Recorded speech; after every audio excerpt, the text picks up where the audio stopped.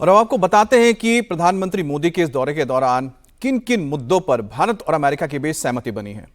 अब अमेरिका के साथ भारत की जो बातचीत हो रही है इसमें सबसे अहम हो जाता है रक्षा क्षेत्र। रक्षा क्षेत्र में भारत को अमेरिका अब जल्द F-35 लड़ाकू विमान देगा। ये विमान इसलिए महत्वपूर्ण हो जाता है, आपको बताएंगे आगे, लेकिन मुंबई के हमला करने वाले के पीछे आतंकी तावर हुसैन को वो भारत को प्रत्यर्पण करेगा। आतंकवाद के खिलाफ दोनों देश मिलकर लड़ेंगे। बांग्लादेश में हिंदुओं पर जो अत्याचार हो रहे हैं उस पर भी मोदी फैसला लेंगे। सिर्फ भारतीय जो अवैध तरीके से पहुंचे अमेरिका उनको ही भारत वापस लेगा। तो भारत के लिए अमेरिका स्पेशल टैरिफ भी लगाएगा और उसमें हम बता रहे हैं एक डील है जिसमें हो सकता है भारत को कई जगहों पर छूट भी मिले। 2030 तक भारत और अमेरिका के बीच जो कारोबार है उसे दुगना करने पर भी जोर दिया जा रहा है। परमाणु क्षेत्र में भी भारत और अमेरिका के बीच सहयोग बढ़ेगा जिसमें छोटे स्मॉल न्यूक्लियर रिएक्टर्स लगाए जाएंगे ऊर्जा के लिए। तेल और गैस के क्षेत्र में भारत और ज्यादा अब आयात करेगा अमेरिका से।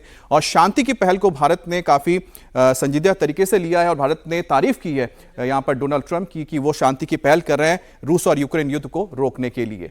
तो कुछ ये अहम बातें हैं जिसमें F-35 इसलिए अहम हो जाता है क्योंकि चीन इस वक्त स्टेल्थ एयरक्राफ्ट का इस्तेमाल कर रहा है और पाकिस्तान को भी वो अपना स्टेल्थ एयरक्राफ्ट दे रहा है, जिसके बाद भारत को ऐसे एक स्टेल्थ एयरक्राफ्ट की बेहद जरूरत आन पड़ी है।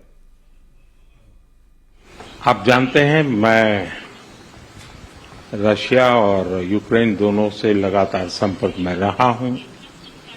मैं स्वयं भी दोनों देश की मुलाकात कर चुका हूं। बहुत से लोगों का एक भ्रम है कि भारत न्यूट्रल है। मैं साफ करना चाहता हूं, भारत न्यूट्रल नहीं है।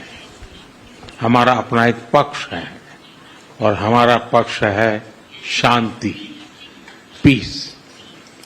और मैंने इसी एक हमारे सिद्धांत को लेकर के राष्ट्रपति पुतिन की हाजिरी में मीडिया के सामने स्पष्ट रूप से कहा था कि युद्ध का समय नहीं है। और आज भी मेरा कन्विक्शन है कि युद्ध के मैदान में समस्याओं के समाधान नहीं निकलते हैं, अल्टीमेटली वार्ता के टेबल पर ही होते हैं। और भारत का लगातार प्रयास रहा है कि दोनों लोग जिसमें मौजूद हो वैसे फोरम में बातचीत होगी तब कोई रास्ता निकलेगा। राष्ट्रपति ट्रंप जो प्रयास कर रहे हैं मैं उनका स्वागत करता हूं, समर्थन करता हूं और मैं चाहता हूं कि राष्ट्रपति ट्रंप हो सके उतना जल्दी सफल हो ताकि दुनिया में शांति के रास्ते खुले।